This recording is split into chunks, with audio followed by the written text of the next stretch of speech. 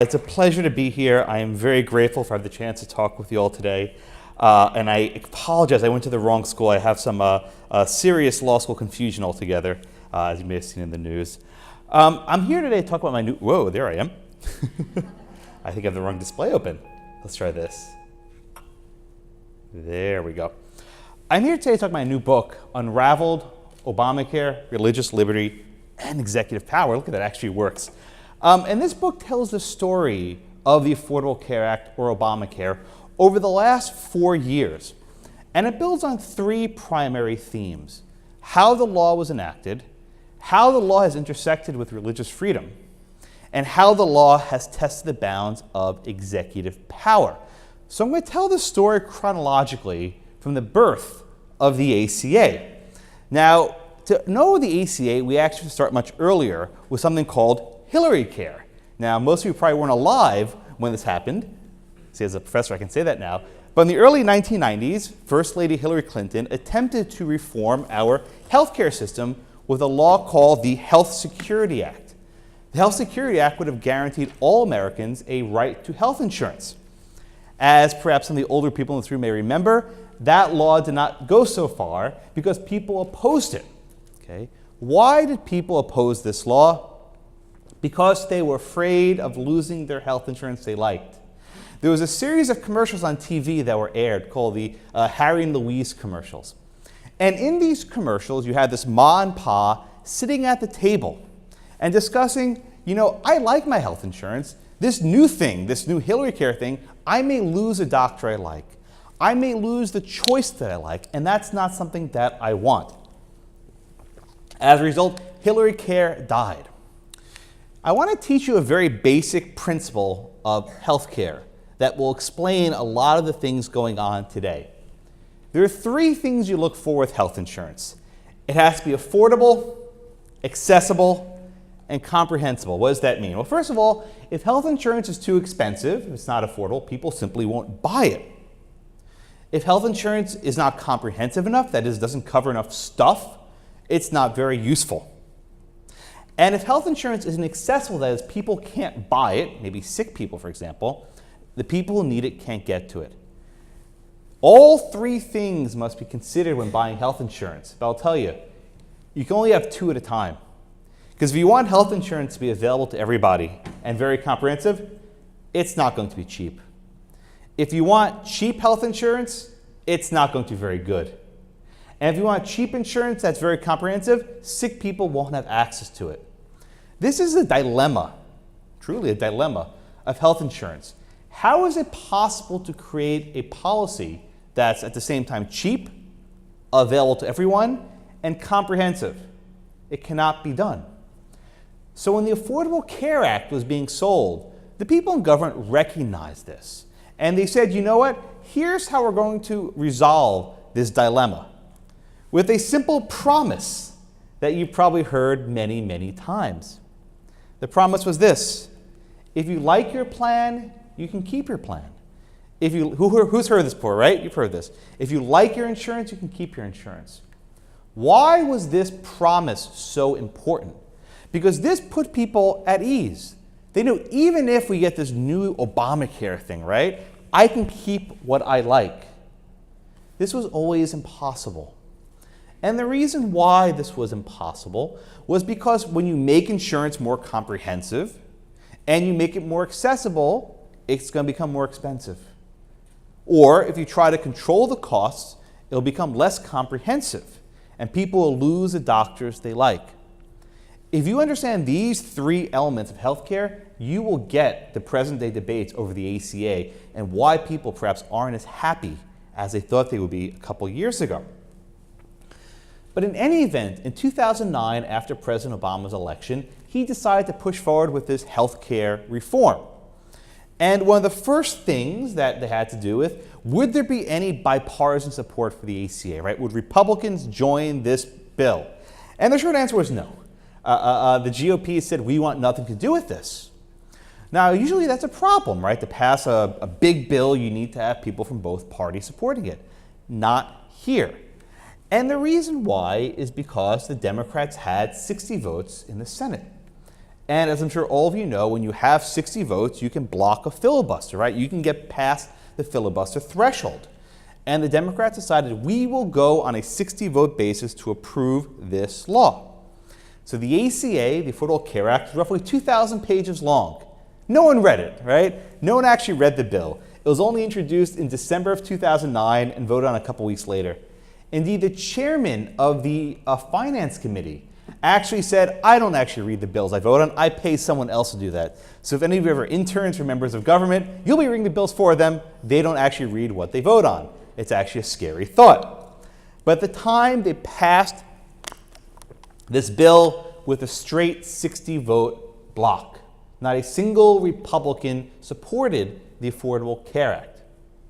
This is significant because of one important thing. How does a bill become a law? Well, as you know, it first passes the Senate, and then it goes to the House, and then they have to agree on stuff. But in the time between when the bill was passed in the Senate and when it went to the House, membership changed. Senator Ted Kennedy, who was a Democrat from Massachusetts, had died. His replacement was a Republican, Scott Brown of Massachusetts. So the Democrats lost their 60-vote block. They were down to 59 votes. And at that point, the Republicans could have filibustered the ACA. So they were stuck with a bit of a dilemma. They passed a bill in the Senate. They could send it to the House, but if the House sent back a different version, it'd be dead on arrival.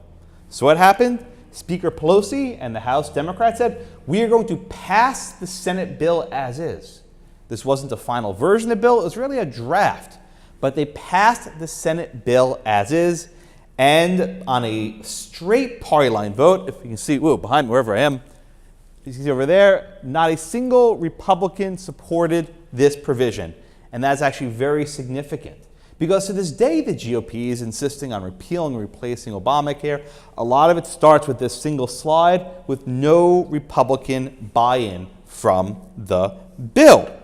Okay, so what happened next? It goes to President Obama's desk. If you look very carefully, you can see 23 pens right to the, next to the president's elbow. He signs the signature with a different part of each pen. So he can go like this, and he gives away these pens as souvenirs. Okay, so he signed this on March 23rd, 2010. And at the time, people thought, wow, we have this new ACA, it's going to be awesome. It got passed, that is the end of the fight. Not even close.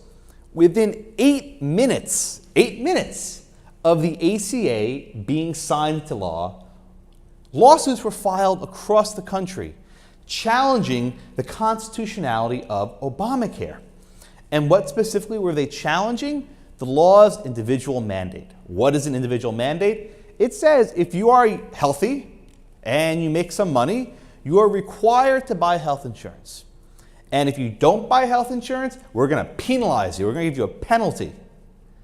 Can Congress make you buy a commercial product? This was a topic of my first book, which I guess is for sale. If you want to buy that one, you can buy that one also, called Unprecedented. But if you don't want to buy it, I'll give you the summary right now. The Supreme Court considered a case that said, can Congress make you buy insurance if it makes you healthier? Can Congress make you buy broccoli if it makes you healthier? I hate broccoli. No one can make me buy it. In a decision of the Supreme Court called NFIB v. Sebelius, the Supreme Court upheld the constitutionality of Obamacare. How? Chief Justice Roberts in the decision said, you know what? Even though the law says we're imposing a penalty on people without insurance, I'm going to pretend it's a tax. Because if they tax you, they can tax you all they want. They can't make you buy insurance, but they can simply tax you for going uninsured. If you can see the difference between the two items. With that, Chief Justice Roberts did a little surgery, a little jujitsu on the Constitution, and the ACA was upheld. What happened after that? It went back to the political arena. Several months later, Mitt Romney ran as the Republican presidential nominee on the platform of repealing and replacing Obamacare. It sounds exactly what the platform is today. During the debates, President Obama ridiculed Romney because Romney, as governor of Massachusetts, had actually created Obamacare. In his own home state, he created a very similar package as what the federal government did. As history tells you, the president won re-election. He was sworn into office by Chief Justice Roberts. I'm sure they had some kind words for each other at that moment. And that was the first Obama presidency. But that, my friends, is only the beginning of the ACA story. The second part talks about religious liberty and how religious liberty conflicts with the Affordable Care Act's contraceptive mandate. Now, what is this contraceptive mandate? During the ACA, one of the biggest debates is, will Obamacare fund abortion, right? This was the biggest debate.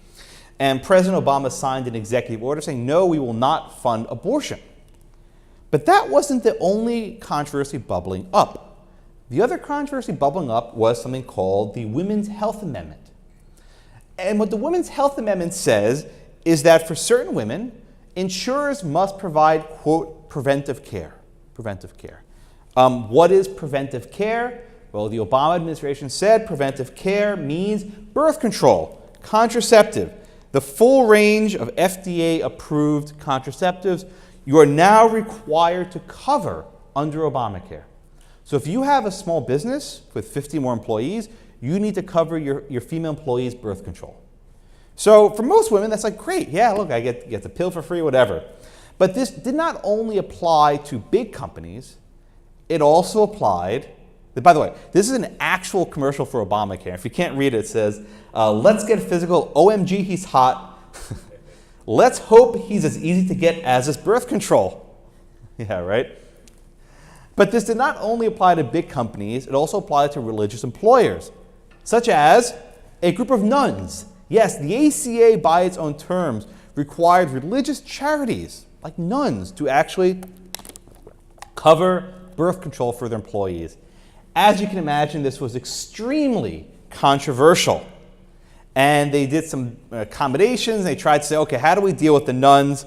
But eventually, they didn't quite make anyone happy with these sorts of claims. Okay, fast forward this. But the first challenge to this contraceptive mandate came from a store called Hobby Lobby. Everyone know about Hobby Lobby? There's actually one I passed on 59 as I was lost getting here. So I know you have one fairly close by. Okay? So there was a number of religious liberty cases. But let's talk about politics for a minute. And the ACA is as much about law as it is about politics. When the President Obama won his re-election, I simply assumed that the battle over the Affordable Care Act was over. I wrote one book. I thought, okay, I'm done. No more books to write. I was quite wrong. And indeed, we owe a special debt, or use whatever word you want, of appreciation to our junior senator, Senator Cruz. During the summer of 2013, Senator Cruz made it his mission to try to defund Obamacare. And he toured the country all over the place, trying to find ways to take all the money away from the ACA. That way it can't go into effect.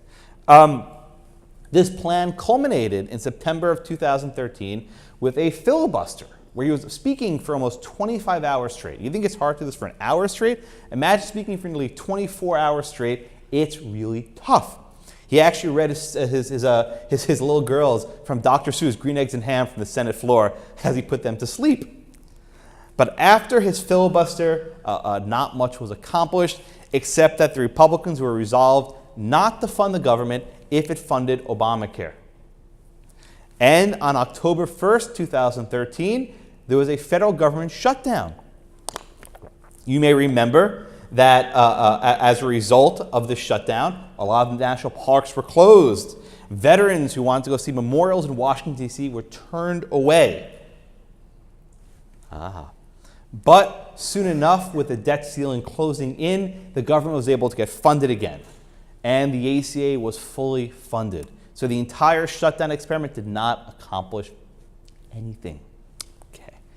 Let's go back then to what happened after this website, after the government shutdown, which is the website. Now, I assume most of you are on your parents' plan. But if you were not on your parents' plan in October of 2013, if you tried to log on to healthcare.gov to sign up for insurance, it was not going to work. This website was a disaster. That the person on the front page went from this to something more like that. It was not a very good experience. The website simply did not work. And it was constantly down for maintenance. Why was this important? Because at the very time people were supposed to be learning about this new healthcare law, they were utterly unable to fix it. But no worries, call in the nerds, right? So the president did something called the tech surge, brought in people from outside, and they were actually able to repair the website. Obama was hoping, please work, please work, please work. But ultimately the website did come back to be operational. But that was not the end of the struggles. After the website started kicking up and working again, the next big crisis hit, which were the cancellation waves. Now, you remember the president's promise that if you like your plan, you can keep your plan. Suddenly, that promise came to a crashing halt. Why? People got letters like this in the mail, these cancellation notices, and found that almost 4 million Americans had their plans canceled. Wait a minute, Josh, you told me if you like your plan, you can keep your plan, right? It wasn't true. It simply wasn't true. In fact, it was voted the lie of the year. Why was this a lie? Because the Affordable Care Act said to people, if you have this older, cheaper insurance, you can't keep it anymore. We want you to have a new, better plan, one that's more comprehensive, right? Remember that triangle I showed you? So a lot of people have these cheap plans found you cannot keep it. So the very promise the president made conflicted with his own law and how it was being implemented. So millions of Americans simply lost their health insurance, and they had to go buy new policies that perhaps they did not want. So people had to go and enroll in Obamacare. This is actually an Obamacare store. I haven't seen one of these in person, but I've been assured they do exist.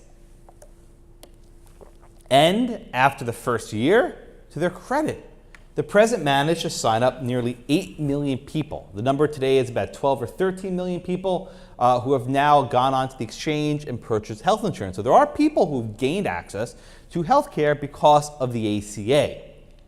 All right? Now let's talk more about religious liberty. I'll give you a story, right? So this guy is Al Smith. He was a Native American who lived in Oregon. And as part of his religious rituals, he used peyote. You ever know what peyote is? You're college students, you should know what it is. Peyote is this hallucinogenic cactus, right? You can get high on it. But it's also used as a religious sacrament for Native American rituals. Now here's what peyote looks like. Mr. Smith was fired from his job. Ironically, he was a drug counselor. They didn't want someone using this to work for them. So he was fired from his job, and he applied for unemployment benefits. Okay? He was fired from his job, and he applied for unemployment benefits. The state denied it. They said, because you were fired for breaking the law, we will not give you these benefits. So he goes to the Supreme Court and says, hey, Supreme Court, I want to practice my religion. You should not deny me these benefits because I am practicing my religion. The Supreme Court said, too bad. This is a law that prevents everyone from using drugs. We are not going to create special exemptions for your religion. Congress didn't like that decision, and they passed a bill known as RFRA, the Religious Freedom Restoration Act. And RFRA says is that if the government's going to burden your religion, they have to have a really good reason for doing so. And they have to do it in a very narrow way. So if they can do it in one way which burdens your religion, and another way burdens it less, they got to choose the less restrictive means of burdening your faith. Okay? So why is this important? Hobby Lobby, a for-profit corporation, they have craft stores across the country, said, hey, we do not want to have to pay for this birth control, right? It's against our religious beliefs to have to pay for these products. Now you may say, wait a minute, these guys sell picture frames, right? They sell picture frames across the country. They make millions of dollars a year. How in the world can you tell me, Josh, that a for-profit corporation has religion? How can a corporation have a religious belief that the government must respect? And this is a legitimate question. So the short answer and the simple answer is, every one of you goes to a church, temple, synagogue, or mosque. You may not know this, but your house of worship is a corporation. It is, I promise, trust me. When people come together, they form corporations to escape liability. So if someone sues them, you sue the corporation and not the individual priest or rabbi or imam. This is how corporate law works. The fact that people choose to associate in a corporate form does not mean they're exempt from the protections we have as citizens. But even more to the point, even though Hobby Lobby is a huge company with offices across the country, it's a family-owned business. This might look like an Easter card, but this is also the board of directors. Everyone on the board of directors is related. They're all family. They all believe in the same religion. They have the same ideas, and they seem to dress alike in pastels. So the board of directors and the family is one and the same. And everyone in the company's board agrees that they do not want to pay for 4 specific forms of birth control, what's called Plan B and Ella. These are the emergency contraceptives, or 2 types of IUDs. Right? These are intrauterine devices. You got a biology lesson today, right? So Hobby Lobby objected. And the government said, no. Women have this right to this health care, and you can't deny it. You have to pay for it. So the case goes to the U.S. Supreme Court. And I love showing people signs from outside the Supreme Court because it really explains in depth how people view these cases. This is one of my favorite signs. It says, if men could get pregnant, birth control would be from gumball machines and be bacon flavored. Good sign, right? This is not a church, it's a craft store. This is not a healthcare plan, it's the Bible. This woman actually dressed up like a pack of birth control pills. Very creative, looking like big M&Ms, I guess. These signs said, hey, Supreme Court, no bosses in my bedroom. I'm sure Hobby Lobby would agree. They want nothing to do with your bedroom. Pay for it yourself. Contraceptive is my business. Corporations are not people. And this one's my favorite. She's my absolute favorite. She actually crocheted a uterus. And in fact, there was an entire campaign. I'm pretty sure they bought the yarn not at Hobby Lobby. But there was an entire campaign to crochet uteruses, mail them to Hobby Lobby's headquarters, and say, you can mess with this one, not mine. And this was the sign says, Hobby Lobby, this uterus is for you. Keep your hands off mine. Or keep your hobbies off my ovaries, as the sign says. I love these signs. They're always very creative and entertaining. The pro-life signs are never quite as good. God's law comes first, repeal socialist Obamacare. Real Americans stand with Hobby Lobby. And these guys were actually saying they're wearing kilts. And if you know what a kilt is, they didn't wear underwear underneath that, and it was snowing, and it was really cold. So you can imagine how they must have felt this day with maybe felt a draft, I suppose. Anyway, so the case is argued at the Supreme Court. The court heard arguments, and they actually ruled for Hobby Lobby. The Supreme Court ruled for Hobby Lobby. And the court found that, well, even though you're a corporation, you still have religious exercise, right? And only 2 justices dissented on this point, Justices Ginsburg and Sotomayor. But the bigger question was not whether corporations have this right of free exercise, but does this law burden their religion? The dissent said, look, no one's making all those people in those pastel-colored shirts use birth control, right? No one's making you take birth control. You're simply paying for someone else to do so. The dissent says you can't be burdened by paying for someone else to do something. By a 5-4 decision, the court said, yeah, you can. Paying for something that you deem sinful is itself committing a sin, the Supreme Court said. And by a very narrow 5-4 margin, they ruled for Hobby Lobby. The court said, hey, look, if birth control is so important, if getting women this product is so significant, then why doesn't the government just pay for it itself? Why are you making this craft store take money away from their picture frames and yarn and pay for it? Why don't you pay for it yourself?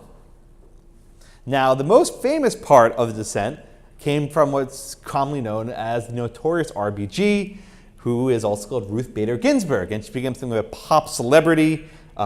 Katie Couric interviewed her. She had T-shirts with her face put on it, and her and Justice Scalia often had a good back and forths. So the pro-life people won. This picture is funny because that girl blowing kisses is saying the wrong message, but the religious freedom case won in that decision. Next, what happened? The next case is a little bit more complicated to understand, so I'll have to explain this to you. The Affordable Care Act has these things called exchanges, right? You log on to healthcare.gov and use that to buy health insurance online. But some states don't use the federal healthcare.gov. They build their own, like New York or California. They build their own state exchange. There's a choice. Texas said, we're not going to build anything, so we go to the federal exchange. Other states built their own exchange. Why is this relevant? Because the ACA states that you can only get subsidies that help make more affordable, on an exchange established by the state. So if you buy insurance, on an exchange established by the state, you get these subsidies from the government. What if you buy insurance on a federal exchange? Well, if you read the statute closely, it says no subsidies. If the federal healthcare.gov did not permit the sale of subsidies, insurance would be utterly unaffordable. So there's a challenge brought to the Supreme Court. Can the federal government pay out these subsidies on the exchange? And I'll spare you, this is my law school slide, but this case went all the way up to the Supreme Court. And the short answer was, the court said, we will not read the ACA in such a way that people will lose their health insurance. Even though the statute says you only get these subsidies on the state exchange, we will allow the subsidies on all exchanges. We will read it in a broad way to ensure that as many people get health insurance as possible. We will not read the ACA in a way that people will lose their health insurance. The majority opinion was by the Chief Justice, the same justice who upheld Obamacare the first time in 2012. Justice Scalia, in dissent, was very critical of this decision. And he said that the Supreme Court has created their own special set of rules for Obamacare, or as he called it, SCOTUS care. Right? SCOTUS is Supreme Court of the United States. He called it SCOTUS care because it's a product of the Supreme Court. And even more importantly, Justice Scalia said, this law should not be allowed to be treated differently than all other laws, but the majority seems to treat it differently. And with that, the Supreme Court gave its blessing to the ACA, and this largely signaled that the court would allow it to survive. Okay? The next major challenge involves a bunch of nuns, the Little Sisters of the Poor. This is a group of nuns who help care for the elderly. These are very good people. They take the elderly of all faith, bring them to their homes, and they care for them later on in their lives. Now, wisely, the government said, we're not going to make the nuns pay for birth control, right? Can you imagine this, making nuns pay for the morning after pill? I think everyone in this room would say that'd be a little bit crazy, okay? But they said, instead of making the nuns pay for this contraceptives, instead what will happen is that the insurance company will pay for it. Great, you say, right? The insurance company will pay for it. But what happens when the insurance company pays for it? They will use the Little Sisters plan, or they will hijack the Little Sisters plan. And your same insurance card that you get from the nuns will now allow you to get this form of birth control. The nuns objected, and they appealed their case to the U.S. Supreme Court. I was actually at the court that day, and it was kind of cool seeing all these nuns running around having a coffee in the basement at the Supreme Court. And you see all these guys and the monks in the robes walking around inside the court. So the question was this: does it violate the nuns' religious liberty to make their plan provide contraceptives, even if they're not paying for it, to have their plan give away these products? After the argument, it looked pretty close. You had the nuns leaving and walking down the stairs triumphantly, having this glorious press conference that, maybe we won. But by the time the case was argued, Justice Scalia had already passed away, and the court was down to 8 justices. And down to 8 justices, they were unable to reach a decision. They could not reach a decision. They asked the parties, hey, is there something else we can do, right? Is there some other way that maybe you can provide this birth control without without offending the nuns? And the parties got together and said, yeah, not really, no, right? There's a big divide between the nuns and the government. So what did the Supreme Court do? And yet another decision announced by the Chief Justice. They said, we got a solution, we have a compromise. There was really no compromise. But they said, we have a compromise. And we are going to let you guys figure it out. They said to the nuns, we'll tell you what, go figure this out yourself and come back when we have 9 justices because we can't resolve this case. So if you ever have any project in class where you can't decide, just tell your professor, we'll figure it out later after the deadline, just give us more time. In any event, the nuns were happy because for the most part they didn't lose. Neither did they win, but they didn't lose. And that brings us largely to where we are today. We are on the steps of the next presidential election. And whoever the next president is will largely define the future of the ACA. So I'll give you a preview. The ACA is not going to be repealed, and I think it's foolhardy to even suggest that it is. The only question is, how far will it go to shrink private insurance? And you may have read about something called a public option in the news. What's this public option? Well, instead of buying insurance from Aetna or Blue Cross Blue Shield, you buy a plan from the government. And that might sound great, but if you think for a moment, the government is not required to compete on price. And they can basically take money of the U.S. Treasury and use that instead of actually, earning profit. And once you do that, private insurers will lose any incentive to compete, and it will shrink the private insurance market. Most people will still get their insurance from their employers, but the number of people getting it from their, from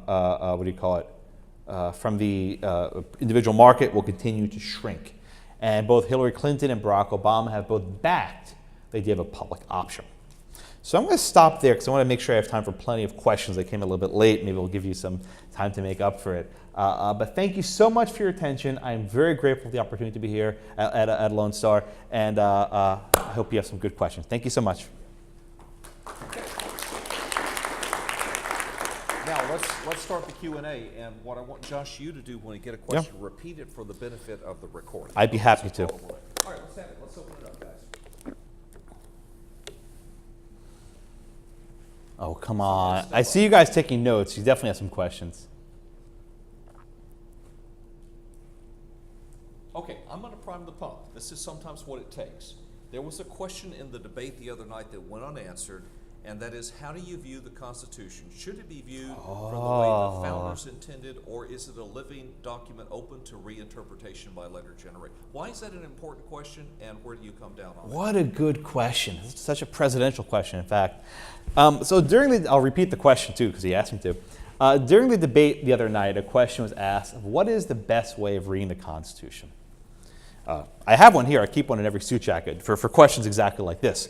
Do we read the Constitution as a living document that simply changes with given times? Or do we read the Constitution as something fixed as the founders had understood it? So I'm going to answer your question by saying it's really both. What do I mean both? Not what you're expecting. We've had to the Constitution, turn to the very last page, 27 amendments. 27 amendments. When the Constitution first ratified, there was no guarantee of free speech. There was no prohibition against cruel and unusual punishment. There was no guarantee of the equal protection of the law. Women couldn't vote. 18-year-olds couldn't vote. There was no requirement that the president can only serve 2 terms. There was no federal income tax. Senators were selected by your state legislatures. Our Constitution has changed significantly in the last 230 years through the amendment process. If 2/3 of both houses of Congress say we need to change the Constitution, and if 3/4 of the states agree, we get an amendment.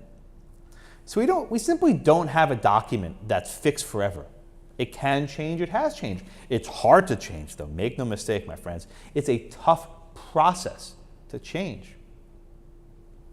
But the way the question was asked in the debate was, a living Constitution doesn't mean we amend we amend the Constitution.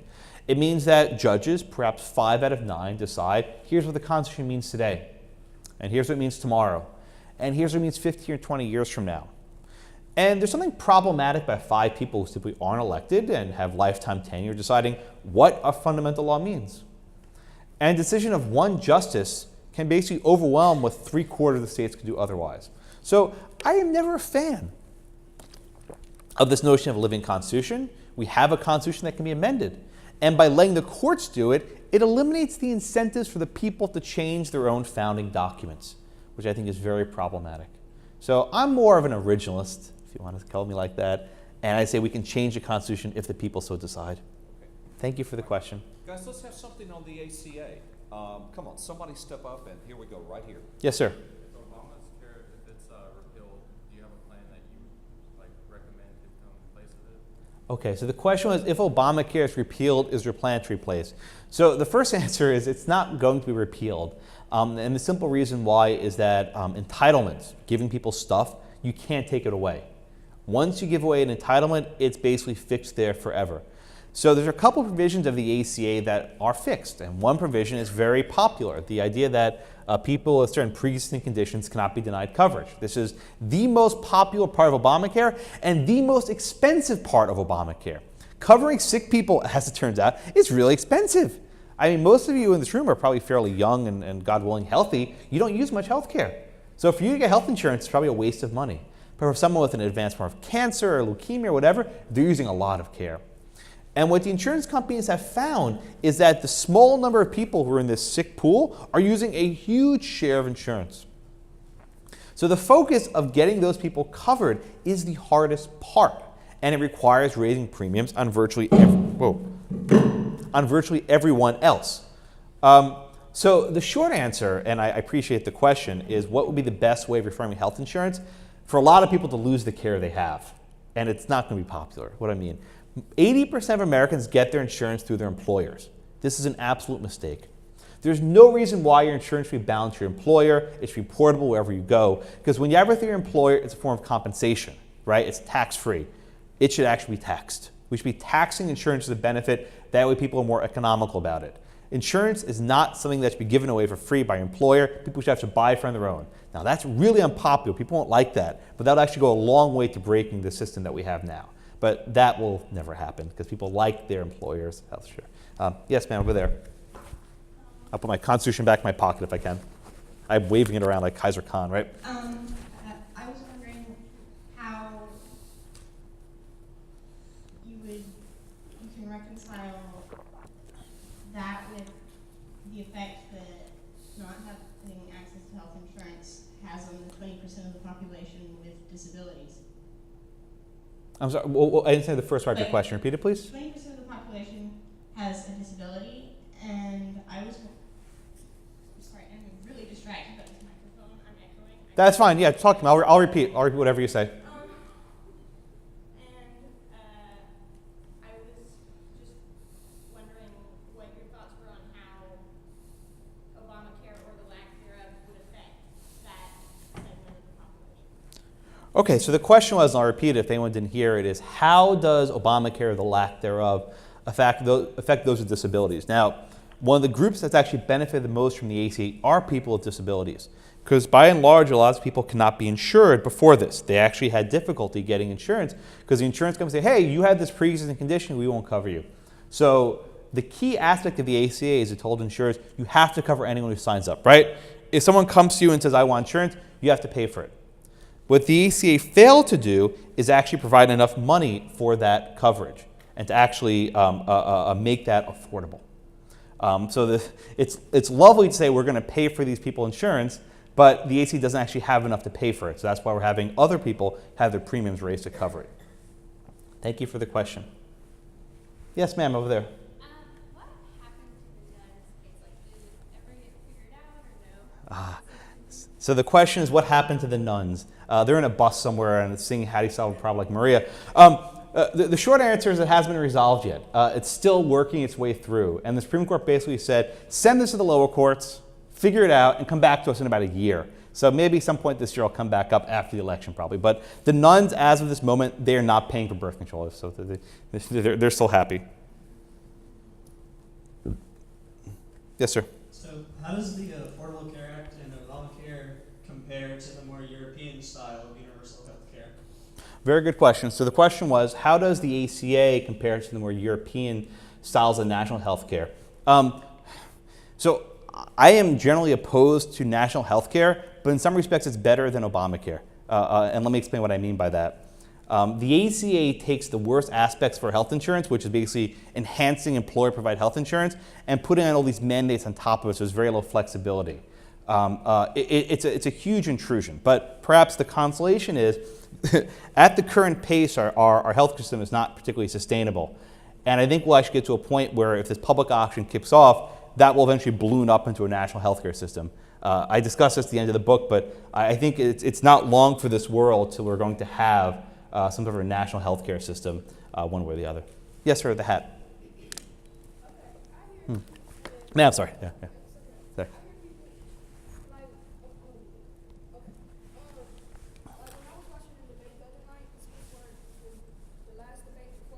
Hmm? I heard people like was saying, well, one of the parties had said that it's better to, break it down and just start all over. And one of the parties had said, I'm not gonna recall which one said it, but the other party had said, it's better to just go in and fix it. Like, what, in your opinion, what you think is better and wiser and cheaper? Because they saying that the Obamacare is higher. Mm-hmm. So. Very good. So the question was, one side says you have to rip it up and start from scratch. The other side says let's fix it. We should be very careful when we say let's fix it. I mentioned before this public plan, this public option. This might sound like a minor fix, but it's actually a radical change in the way healthcare is provided. And it would significantly alter the manner in which their competition exists. And if this public plan exists, that more or less puts us on the path towards a European-style system. What we've seen after the first couple of years is that the ACA by itself has not been sustainable, and that premiums are going up, expensive coverage is everywhere. The short answer, right? The short answer is it cannot be repealed. You can't start from scratch because you're taking stuff away from people who already have. 20 million people got coverage. You can't remove that. Perhaps the only wrinkle is how do you preserve as much as possible the role of private insurance in this market? But it's not entirely clear you can. Thank you for the question.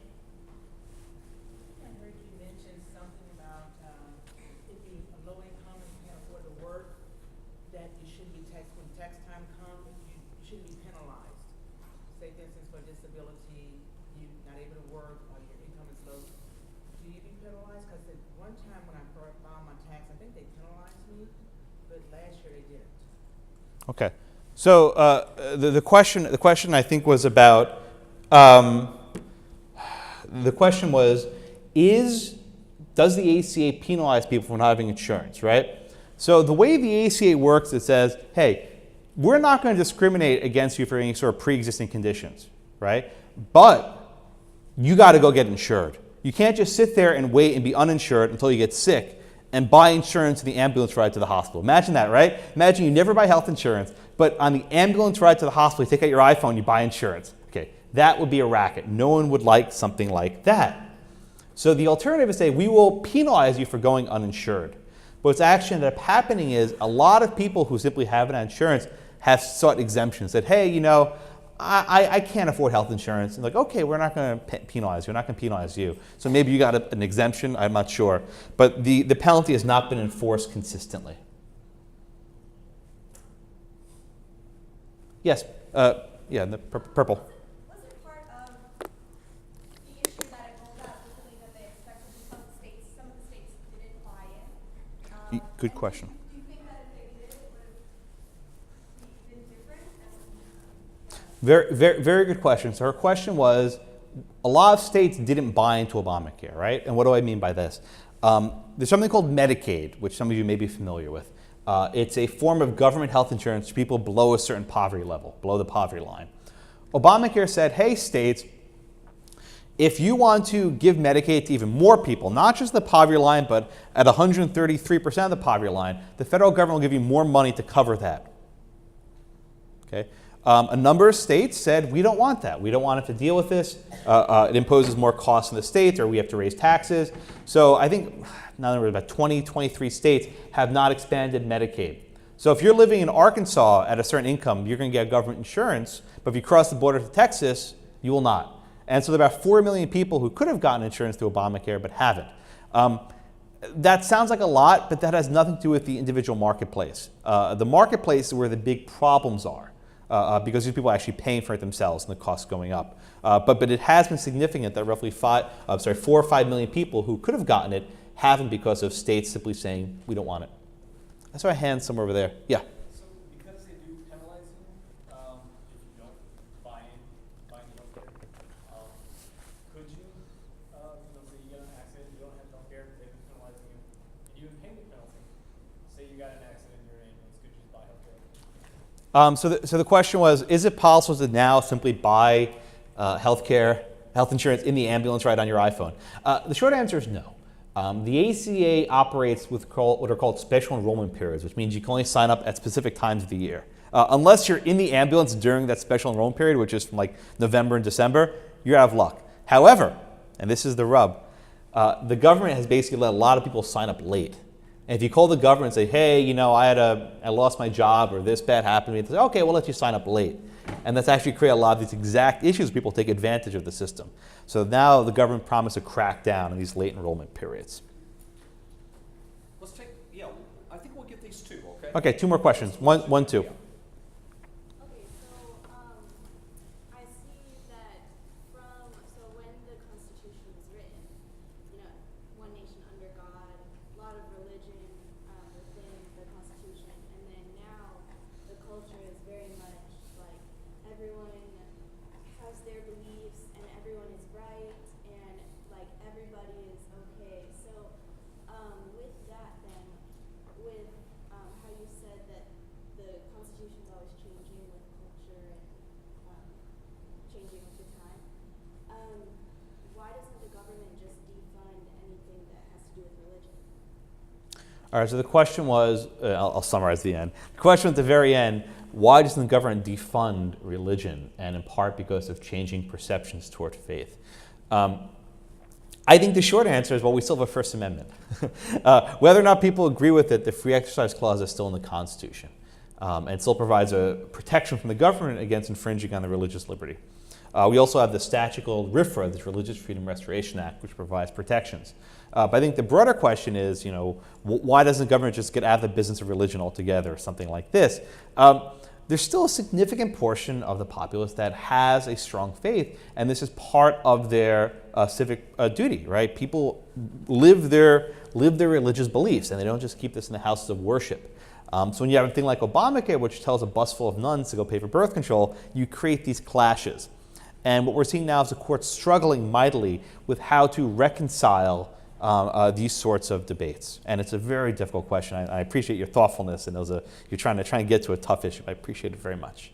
I think last question somewhere over here. Yeah. I was just going to say, it seems that the cost of drugs and medical care is higher in our country than almost anywhere in the world. Shouldn't not some responsibility for the cost of something like affordable care for everybody be attributed or at least looked at by that? So the question is, drugs and medicine are cheaper elsewhere in the world, so shouldn't some of the responsibility be borne by the people who inflict those costs, pharmaceuticals? So the short answer is, the reason why drugs are so cheap overseas is that foreign governments can negotiate and set prices, which may sound like a great idea, until you realize when you start setting prices of how much they can charge, certain drugs will simply never be made. And if a drug isn't profitable, it won't exist. For better or worse, the United States is the reason why a lot of drugs are created, because it doesn't have the sort of price constraints. And the US market can be sold at a very high level. But I think if we do see this sort of public plan come into fruition, there'll be a much bigger role of negotiation and trying to control costs by the government. We said we'd end at 1:30. While we have Josh here, I want to ask him to do one thing, and that is, if these students want to consider a career in the law, I'd be happy to look into that. What would be a good undergrad preparation? Should they come and look at your law school when the time comes? Sure.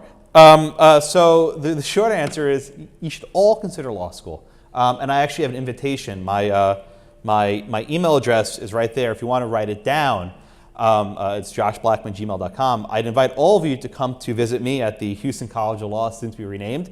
And my mom and dad, say hi. Hello, everybody. Right on time. We're just finishing up. So the short answer is, if you'd like to visit any of my classes, I teach a constitutional law class next semester. I think it's at 9 a.m. on Tuesday, Thursdays. So if you want to email me, open class, come whenever you want, and I'd be happy to answer your questions. But as a precondition to law school, go take a class in political science. Go take a class in government. Go take a class in civics. Go take a class in constitutional law. Learn how this stuff works. If you want to get involved, go to your local district attorney and say you want to be an intern. Go to your local public defender, say you want to do an intern. Maybe you'll be making copies, right? Something trivial, but you'll be around lawyers and you'll really experience it. And I think most important among anything else, pay attention, right? Read a newspaper, whether online or on a tablet or whatever else. Pay attention, be involved, go vote, and become civically engaged. And this will go a long way to helping you maybe one day go to law school. Thank you so much. Man, I'm so glad I asked him that question. That was tremendous. And so let's thank Josh for coming out and giving us a great talk today.